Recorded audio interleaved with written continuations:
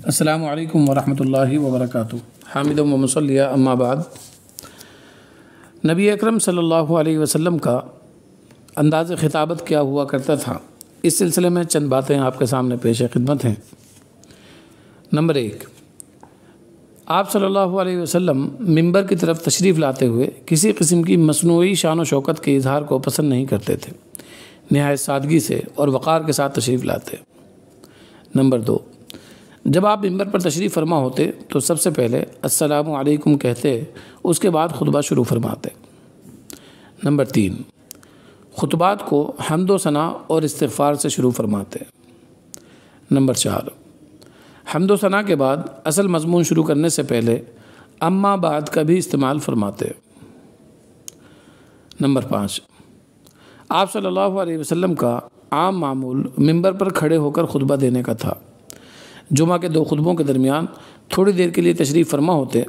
اس کے علاوہ زمین پر کھڑے ہو کر، اونٹنی پر سوار ہو کر اور خانہ کعبہ کے دروازے پر کھڑے ہو کر بھی آپ صلی اللہ علیہ وسلم نے خطبہ ارشاد فرمایا ہے۔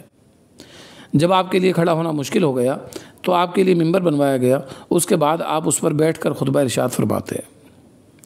نمبر 6، آپ صلی اللہ علیہ وسلم نے بعض مواقع پر خطبہ ارشاد فرماتے ہوئے کمان اور عصا وغیرہ کا سہارا بھی لیا ہے۔ نمبر 7، دوران خطبہ آپ صلی اللہ علیہ وسلم کی نگاہیں سامنے بیٹھے ہوئے مجمع اور پبلک کی طرف ہوتیں، آپ لوگوں کی طرف متوجہ ہو کر خطبہ ارشاد فرماتے تھے۔ نمبر 8، موضوع اور موقع کے اعتبار سے آپ صلی اللہ علیہ وسلم کی آواز مبارک بلند ہو جاتی تھی، کبھی کبھار آنکھیں سرخ ہو جاتیں اور چہرے پر جلال اور غصے کے آثار بھی نمایاں ہوتے تھے۔ نمبر 9، بعض اوقات جوش کی بنا پر ممبر پر آپ صلی اللہ علیہ وسلم کا جسم مبارک جھومنے لگتا تھا، کبھی مٹھی کو بند کرتے اور کبھی کھول دیتے تھے، اور کبھی دائیں جانب مائل ہوتے اور کبھی بائیں جانب۔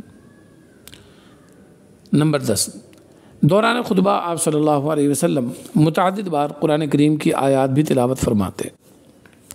نمبر 11، کبھی خطبے کے دوران بات سمجھانے اور وضاحت کے لیے سوال و جواب کا اسلوب بھی اختیار فرماتے۔ مثلا حجۃ الوداع کے موقع پر آپ صلی اللہ علیہ وسلم نے لوگوں سے پوچھا ایو یوم ھذا، یعنی آج کون سا دن ہے؟ اسی طرح سے پوچھا الا هل بلغت، کیا میں نے اللہ کا پیغام تم تک پہنچا دیا ہے؟ نمبر 12، ایک بار آپ صلی اللہ علیہ وسلم جمعہ کا خطبہ ارشاد فرما رہے تھے کہ ایک شخص کھڑا ہو کر سوال کرنے لگا۔ آپ صلی اللہ علیہ وسلم نے اس کے سوال کو نظر انداز فرمایا۔ حاضرین نے اسے خاموش رہنے کا اشارہ کیا، لیکن وہ شخص اپنا سوال دہراتا رہا۔ جب تیسری بار اس نے اپنا سوال دہرایا تو آپ صلی اللہ علیہ وسلم اس کی طرف متوجہ ہوئے اور اس کا جواب دیا۔ نمبر 13، اہمیت کے پیش نظر سامعین کی رعایت کرتے ہوئے آپ صلی اللہ علیہ وسلم بعض باتوں کو 2 یا 3 مرتبہ بھی دہرا دیا کرتے تھے۔ نمبر 14، خطبے کے اختتام میں آپ صلی اللہ علیہ وسلم سے سلام، دعا، استغفار اور اللہ تعالیٰ کی تعظیم کے لیے مختلف الفاظ منقول ہیں۔ السلام علیکم ورحمۃ اللہ وبرکاتہ۔